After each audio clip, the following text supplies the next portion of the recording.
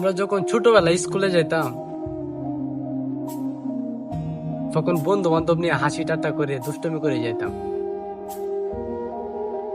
একসাথে যাইতাম, একসাথে আইতাম।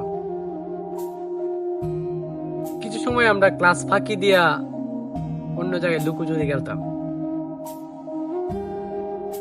কিন্তু আজ দেখেন এক এক বন্ধু এক এক কাজে ব্যস্ত।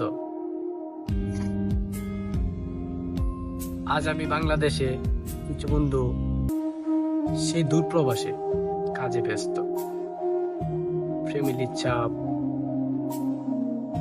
নিজের ঘাড়ে দায়িত্বে বোঝা,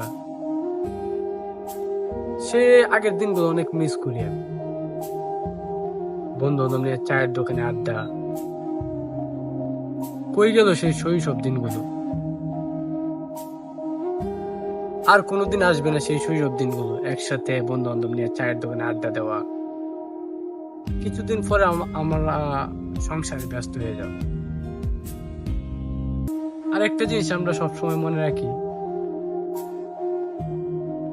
আমরা যখন ছোটকালে মায়া দৌড়ানি দিত, সারাদিন ঘরে আসতাম না, এদিক লুকোচুরি খেলতাম, সেদিক লুকোচুরি খেলতাম।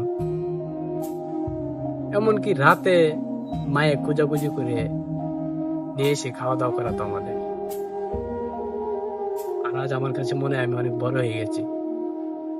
বাবা মা কিছু বলে না, আত্মীয় স্বজন কিছু বলে না। আমার কাছে মনে হয় আমি নিজে বড় হয়ে গেছি।